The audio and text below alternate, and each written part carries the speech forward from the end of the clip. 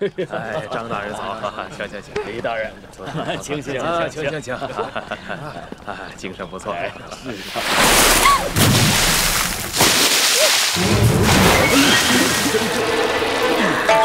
这是谁干的？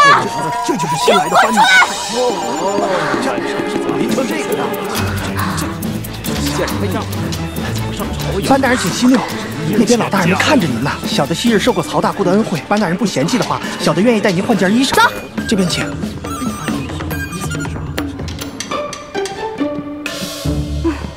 班大人，您先在这儿休息一下。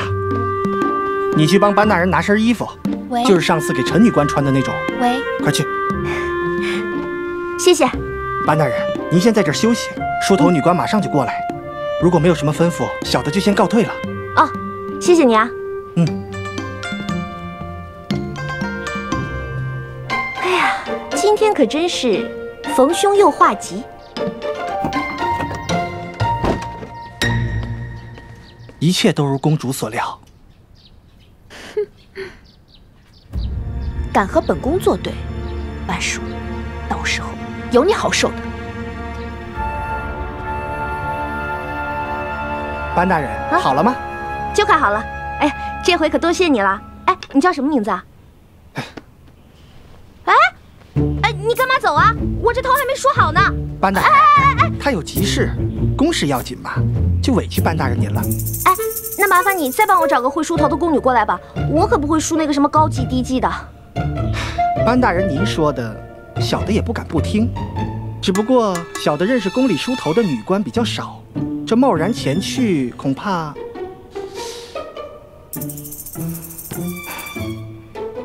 嗨，这还值几个钱？你拿去吧。怎么，钱不够啊？大人进宫初来乍到，可能有些事情您还不知道吧？这宫里面嘛，什么都贵得出奇。比如说衣服吧，外面卖1贯钱，可到了宫里起码也得……说啊！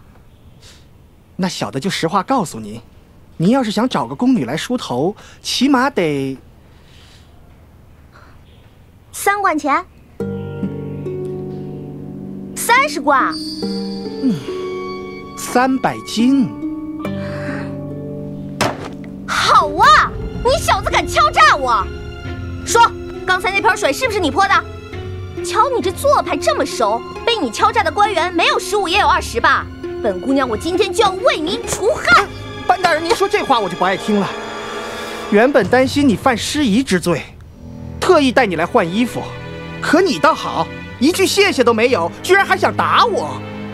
好啊，你打我呀，你打我呀！只要我还有一口气在，我一定会向永香令申冤的。你，班大人，不是我要逼着你给钱的，如果您不想找的话，可以自个儿动手啊。不过别怪小的我没有提醒你，在宫中到处走，披着头散着发，那可是犯了失仪大罪。你给我站住！不就欺负我，不认路吗？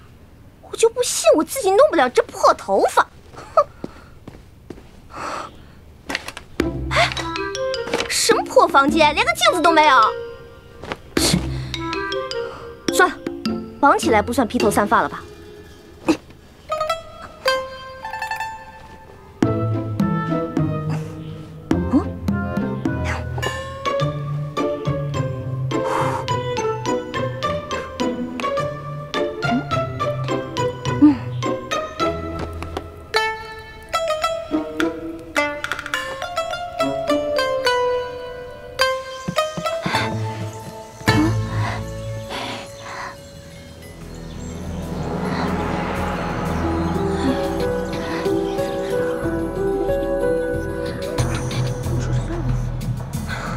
班女夫怎么还没来啊？就是啊。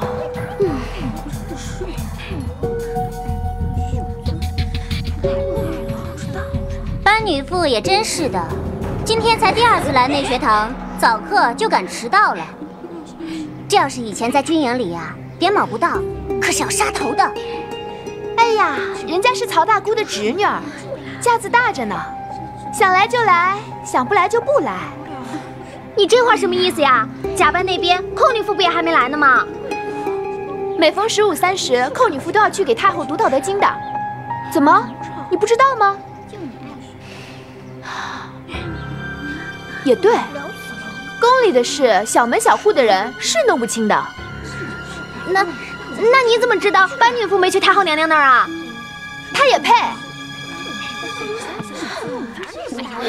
肃静！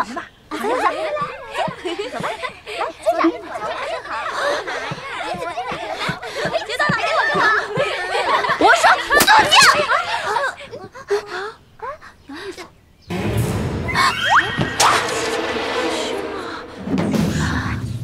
姚女妇也发脾气了呀！看来班女妇一来，咱们内学堂就全都变了。文喜公主，你有没有哪儿不舒服呀？是不是被姚女妇吓着了？咱们这就禀告太后娘娘去。乙班的2个女妇，一个迟到，一个吓着公主，都该被赶出去才是。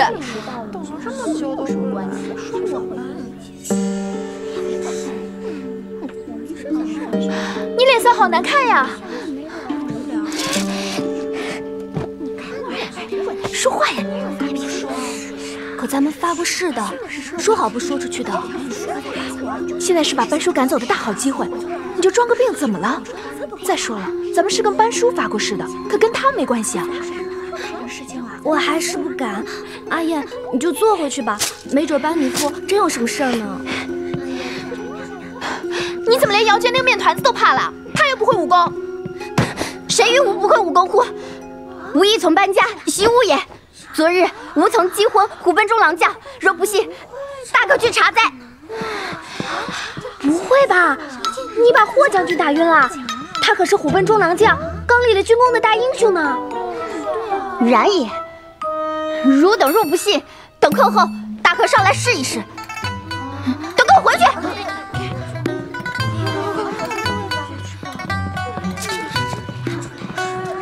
打开卷册。今日我们学的是《毛氏周南》里的《灵芝旨》，给我一起读。灵芝旨，灵芝旨，真真公子，须接灵犀。真真公子，须接灵犀。这灵芝旨讲的是文王后妃的仁厚，诗里赞美的是世家子孙的繁衍。后人虽以灵旨喻子孙的贤能，比喻今公子亦信厚，与礼相应。喂！哎呀，鬼啊！哪里有鬼啊？喂！哎呀！鬼啊！怎么可能？青天白日的，怎么会有女鬼呢？顶多也就是个刺客。等本将军抓到了刺客，请你们喝酒啊！好，走。抓刺客！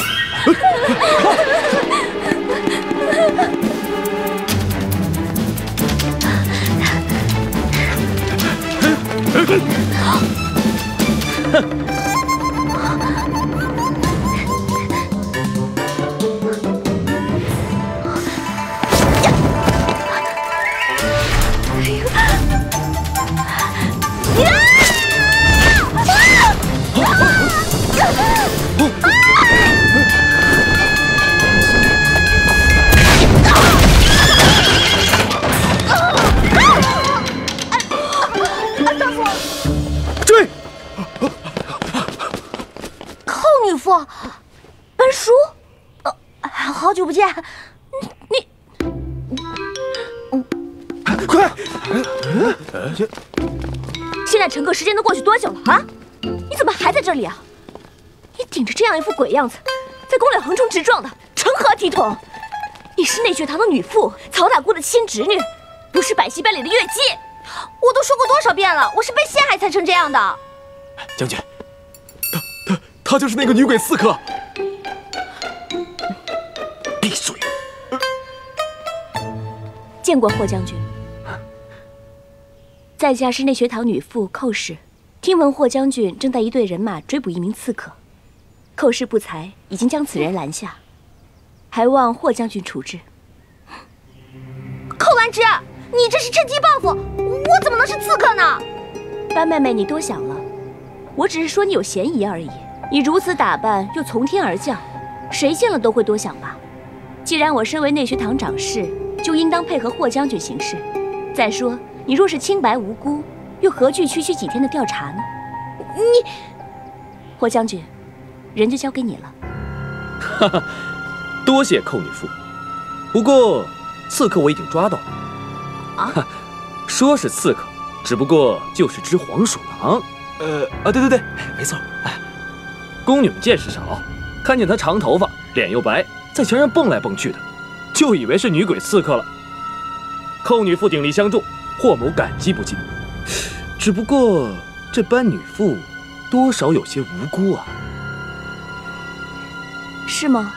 如此倒是我多事了，还望霍将军不要在意。总算有个公道人出来说话了。寇女妇，我从来都没有招惹过你，你怎么老给我使绊子？班妹妹，话可不要乱说，我也是关心则乱嘛。但是不知道班妹妹为何会从天而降呢？是这样的，霍某得知班女妇家学渊博，所以才请她来帮忙，让她追查刺客。对，就是这样。是吗？可是你刚刚明明说是有人故意陷害你，你才会在宫里迷了路。是班女妇迷了路先遇到我，之后我才请她帮忙的。对，就是这样，所以我才没来得及去内学堂。既然霍将军如此维护班女妇，我还有什么话好说呢？不过班妹妹，你打扮如此怪异的在宫内任意出没，已经犯下了失仪大罪。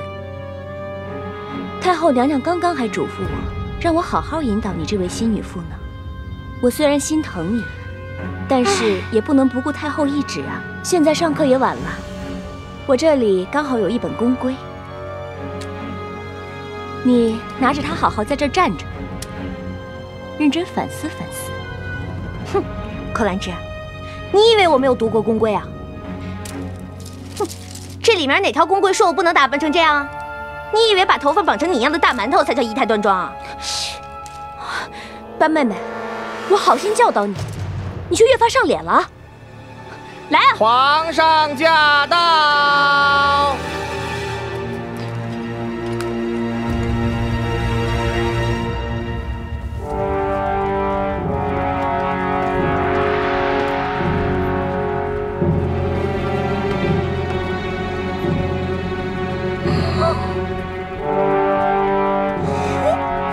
你们看到没有？看到没有？哦，我知道了。据说皇上最近贪玩，从画册上找了很多前朝的装束，让贴身宫女们都扮着玩呢。哎，看见没有？连皇上都要宫女们打扮成我这样，你凭什么说我犯失仪罪啊？是不是你觉得你比皇上还懂礼仪，还是你觉得你的礼仪比皇上还要大？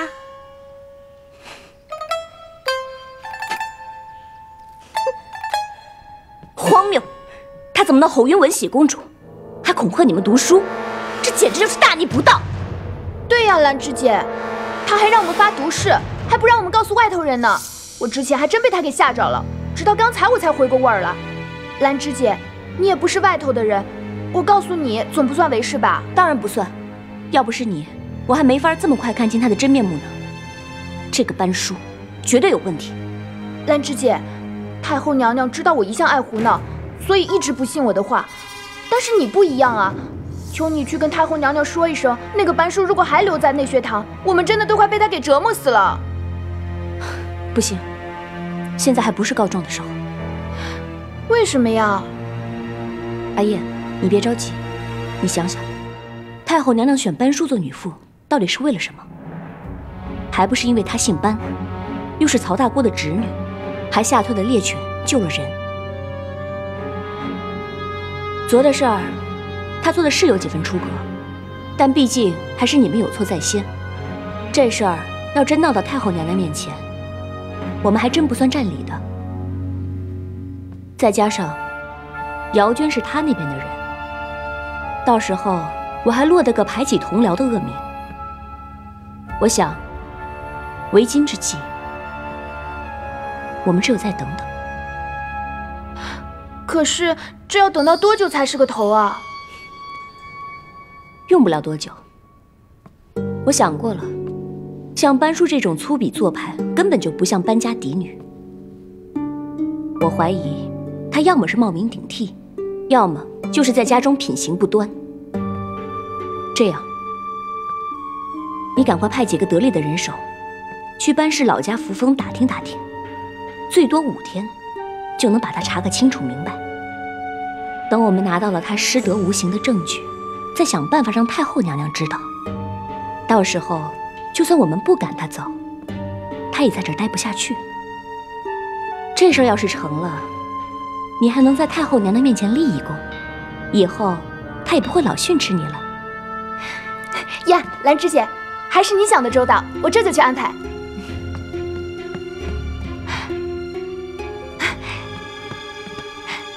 兰芝姐，全天下就你对我最好了。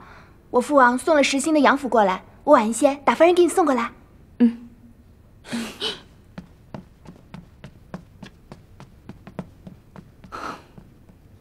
姑娘，这么大的功劳就便宜了北香公主吗？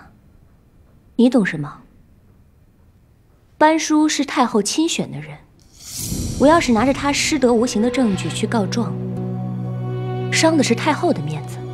如今有人愿意出头，我自然巴不得看好戏了。难怪呢，就是我们家姑娘聪明，京城第1才女嘛，自然想得比别人长远。刘燕这孩子脾气暴，爱摆架子，任谁也不会喜欢。不过朽木用得好，也能一冲栋梁。他不爱读书，跟王府闹得不可开交，我就送他去乙班，让他在那里称霸王。他不喜欢班叔，我就让他尽情地跟班叔斗。所谓恶人自有恶人福，我们犯不着脏了自己的手。对呀，去把我的绣花绷子拿过来。姑爷马上就要回来了，绣活儿可得抓紧点哦。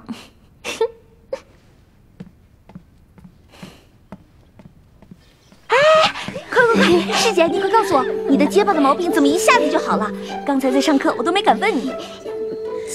其实也没有完全好，只是比以前好多了。阿叔，这次我真的要谢谢你，昨天不止帮了我大忙，又教我武功，让我胆子大起来，学着你也跟他们发了一次火，结果就好了。其实我这个口吃的毛病，小时候也没有。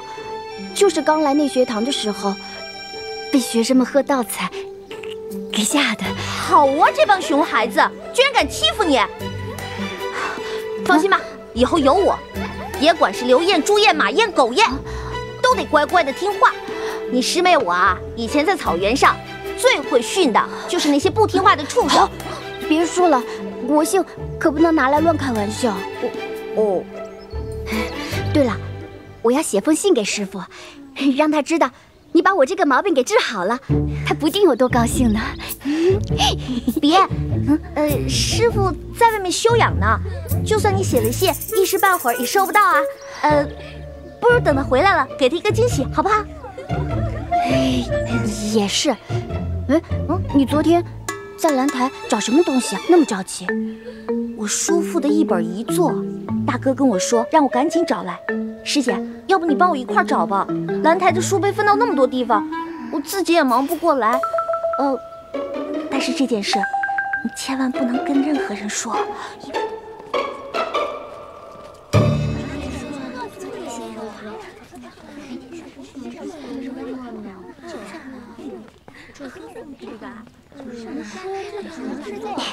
哎，大人，您就是虎贲中郎将霍将军吗？哎呦，不才正是，不知姑娘有何指教啊？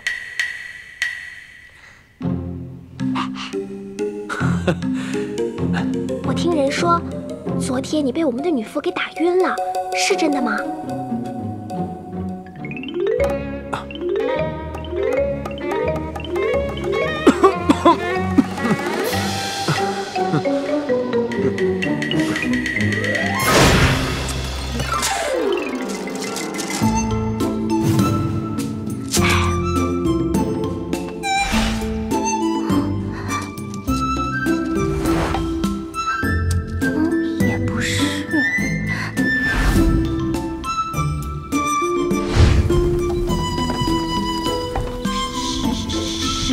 的东甲区、东乙区都已经查完了，没有找到，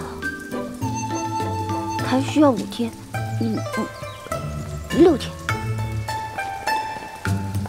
来，你们几个到后面巡查去。喂。如果这2区都没有的话，是不是应该在西区呢？不对，不应该在那边的。什么意思啊？谁啊？我，别装不认识。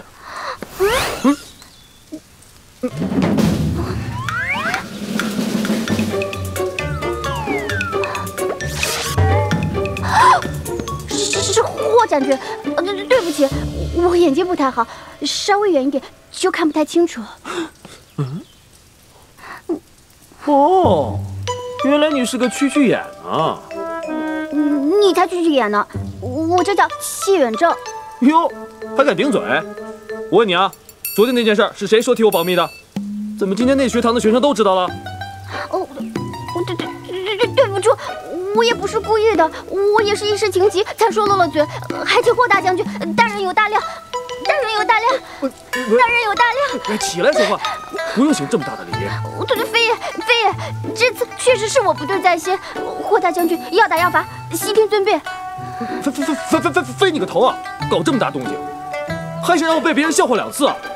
啊！来，跟我来。你说你不会武功，你的那些招数都是跟班叔新学的？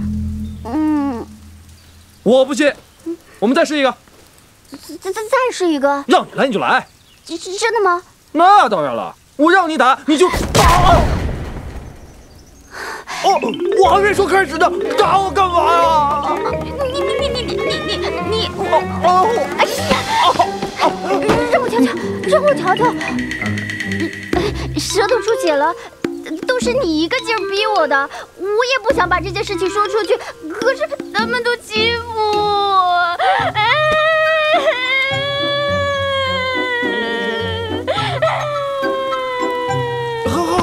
好了，我堂堂虎贲中郎将，被你毁坏名誉在前，伤害2次身体在后。明明是你突然。打住！总之，你既伤了我的身，又伤了我的心。所谓杀人偿命，伤人者是不是也得负责啊？好，我住在宫里西边的虎贲营所，从今天开始，你每天早上给我送鸡汤过来，直到我好为止，记住了吗？啊？哦。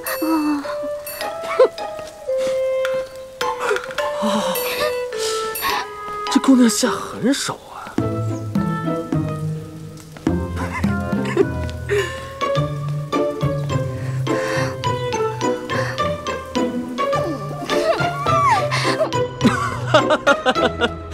你是没看到她的样子，多可爱，跟被吓晕的小鸡崽一样。差不多就得了，要不是你自己行事轻浮，也不至于闹出这么大的笑话。她是轩儿的师妹，我可不许你欺负她。谁欺负她了？我不过就是逗逗她，况且这2次都是她欺负我。哎，对了，说到师妹啊，那个班叔啊，可是让我大开眼界了。他居然把自己画得跟鬼一样，在宫里乱跑。要不是看在阿轩的情分上，我才不帮他圆那个谎。我现在也觉得他有点问题了。不过他那个性子我喜欢。寇兰芝一向装腔作势，反倒被他气得说不出话来了。不过凡事得两说，看寇兰芝今天的样子，怕是已经把他恨到骨子里了。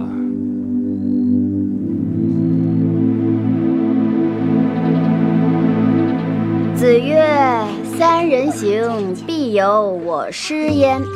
择其善者而从之，其不善者而改之。”此段讲的是几人同行，其中必定有可当我老师的人。我选择他好的方面学习，看到他不好的方面，就对照自己改正自己的缺点。看什么呢？看得这么专心。得与语。好啊你！女副在上头讲课，你不专心听讲，你倒好，看起闲书来了。师姐，你看看。师姐，给。这事怎么可以？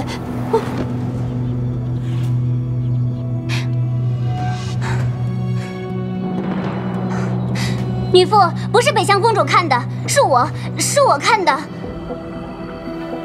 行了，我亲手逮住的，还能冤枉人吗？哼！刘烨，好啊你，上课不专心听讲，居然擅自看禁书，我罚你顶着《论语》去院子里站1个时辰。什么？你敢罚我？怎么，还想顶嘴啊？好，不想罚站也可以，我现在就是见太后娘娘。哎，够了，我去就是了。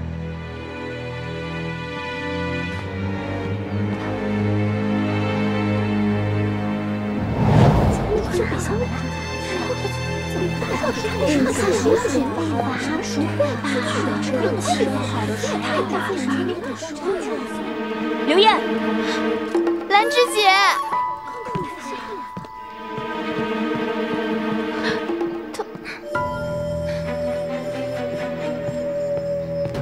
班女妇，我们内学堂可没有这么罚人的规矩吧？北乡公主她身份尊贵，我好像记得，咱们内学堂的规矩，无论是公主还是平民，好像都没有高低贵贱之分吧？怎么你昨天都想这么罚我，今天刘烨犯了错误，我就不能这么罚他了？寇大人要觉得我处事不公，不妨看一看他今天到内学堂来带了什么书。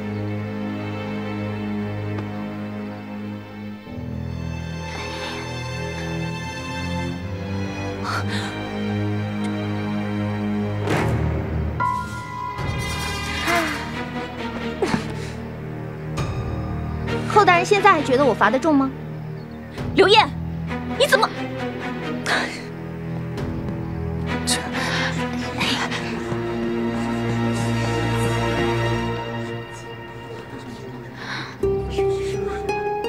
姐，你说他看的是什么书啊？连寇女妇都护不住他，该不会是那种书吧？不要胡说。顶着，继续。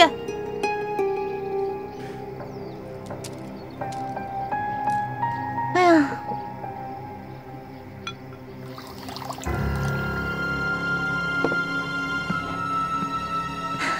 太阳那么大，喝点水吧。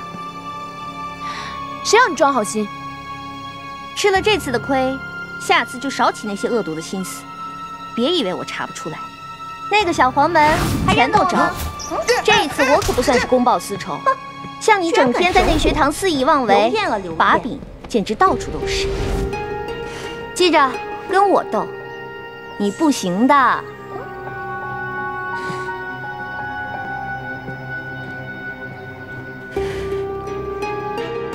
这个刘烨还真不争气。不过，这倒是咱们的一个好机会。机会？找个宫女，去一趟宫学，找到中山王世子，就说他们家公主会被罚得晕过去了，让他赶紧过来求情。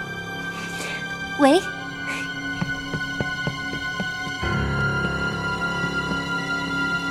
论语》中子路第13讲的是。魏少府，世子殿下，寇女妇她请您到内学堂一趟。北乡公主她被班女妇罚站，现在晕倒了。什么？竟然还有这种事！魏少府，弟子想先行告退。既然寇女妇发话，你先去吧。谢魏少府。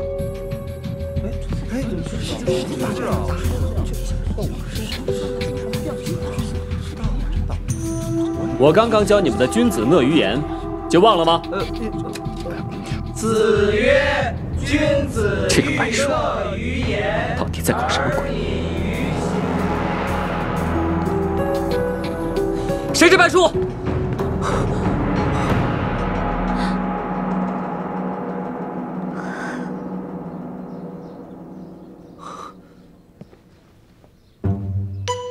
小女子正是班叔，请问公子是？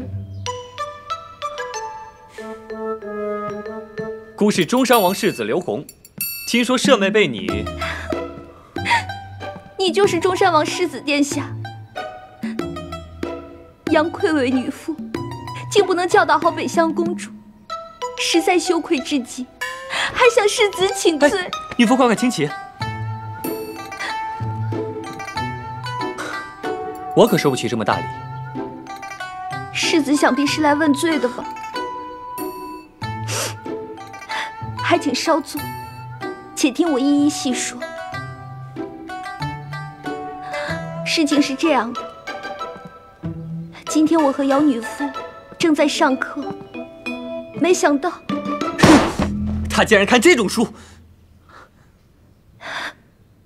央也是见识浅薄，从来都没有瞧过这样的书，所以一不小心就吓出了声。没想到北乡公主认为央是故意要她出丑的，所以对央也是一时慌了手脚，所以才让北乡公主顶着《论语》略微战战的。不过世子殿下请放心，央绝对没有让其他人看到公主看的是什么书。只是央怎么那么没用啊？居然不能用德行教化好公主，让她看了这种有侮先皇后的杂书。央实在是太愧对太后娘的教导了。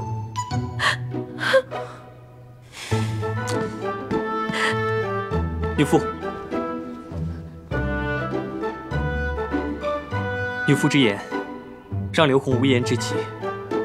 我那妹妹从小就顽劣，没想到今日居然……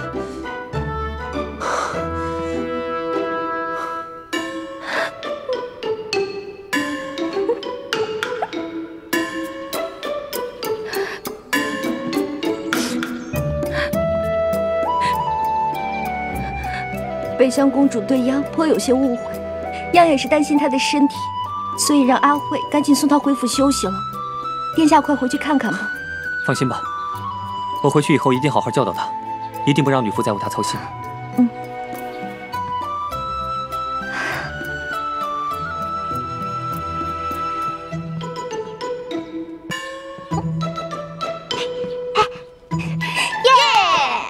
这回可多亏你了，要不是你眼尖，提前跑来告诉我，多半我就死定了。女父，你可别这么说。刘晏在班上也老是欺负我们，我已经忍他很久了。不过您能多教教我武功吗？我想当女将军，不喜欢读书。可是爹和姐姐老说我那是异想天开。这哪算异想天开啊？谁说女人就不可以当将军了？你想学武功，我教你就是了。以后你爹要再说你啊，你就问他，商朝的富豪是不是女将军？人家还是皇后呢。真的？女父，你懂得真多。你够义气，我也得够义气，是不是？哎，不过你教我这招，用生姜抹脸还真是灵哎。老实交代，是不是在你爹面前也经常这样啊？也没有啦。其实我娘以前脾气也挺大的，不过她只要一哭，我爹就什么脾气都没有了。季叔，哎，有没有看到我妹妹啊？好像往那边去了。我姐来了，女父，我先走了啊，快去快去。原来装哭装弱比打架还管用。哼，今天我总算学到了。不过能够这么顺利的骗过他，还算本姑娘天赋异禀。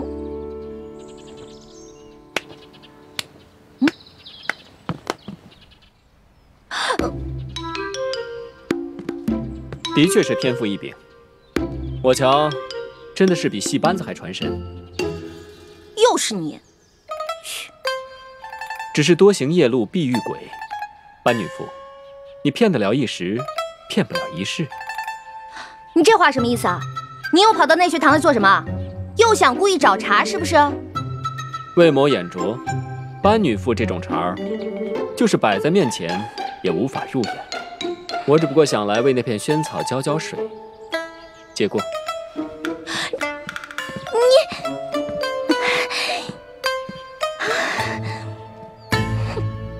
王兄，你不帮我报仇，还在替那个班叔说话。他就是个大坏蛋，心狠手辣的。你不知道他把我整得有多惨，所有内学堂里面的人都在看我的笑话。谁让你在课堂上看《飞燕外传》这种书的？那有什么了不起的？这种书别人也在看。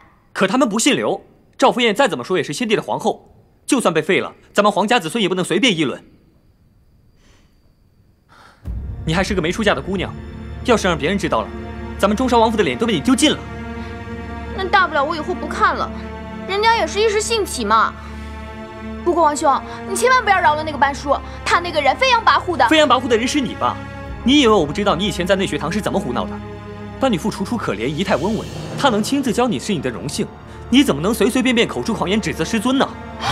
他楚楚可怜，仪态温文。王兄，你肯定被他给骗了，麻烦你长长脑子好不好？他那种女人……够了，我是你王兄，你放尊重些。班女妇的为人，我亲眼所见，用不着你质疑。倒是你，以后的确该好好管管了。告诉管家，以后公主的脂粉钱减半，还有，每次下学马车必须直接接回府里，哪儿都不许去。喂，王兄，哼，班叔，我跟你势不两立。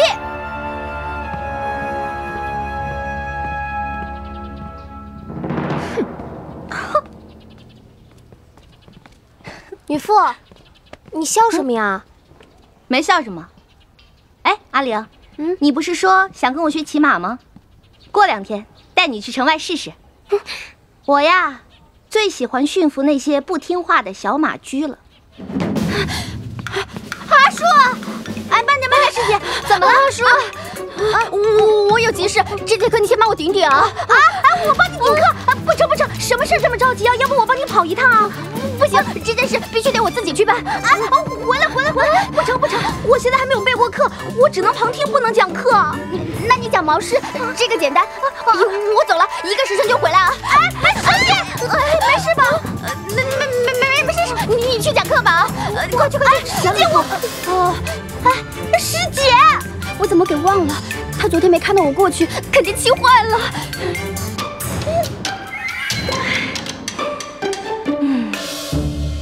讲就讲，不就是一本毛诗吗？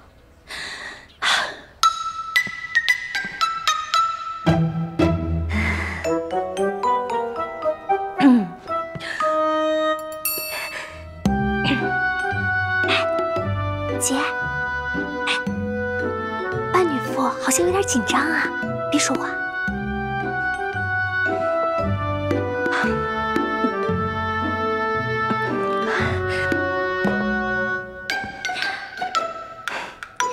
今天呢，姚女妇有事，所以这堂课由我来给你们上啊。阿秀，昨天姚女妇讲到哪儿了？讲到国风缤纷的第2篇。啊，那今天咱们就来学第3篇。第3篇是什么呀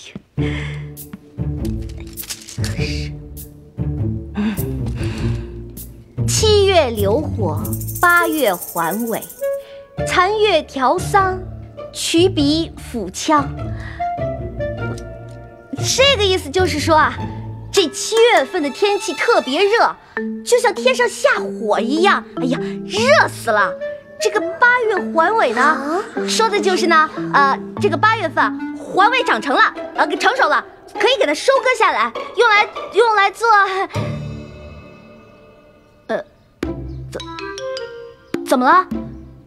姚女妇昨天才讲过，7月流火不是天气热的意思，是大火星过了6月就偏西向下。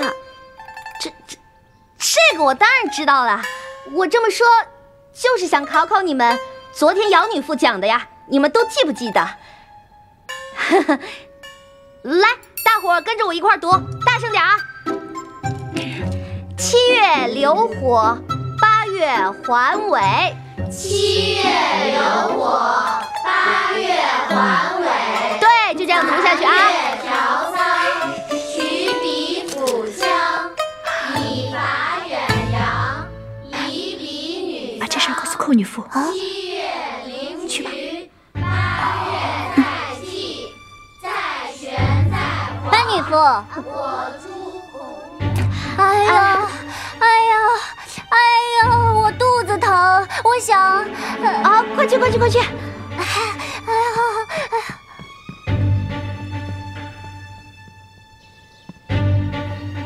寇女妇，阿慧，找我有什么事？是公主吩咐我来的。是这样的，公主去。怎么会这样？公主说，她觉得班女妇不像是开玩笑，而是真的不知道。不对呀，班氏的女儿怎么会连7月流火都讲错？难道她是个冒牌货？采薇，采薇，微意作止。说的是呢，这个蔷薇花不可以多采。女妇，我爹明明说过，采薇的薇不是蔷薇花，而是豌豆苗。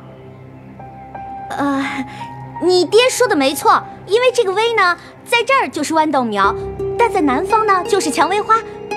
我说的也对啊，所以这是一个意思，一个意思。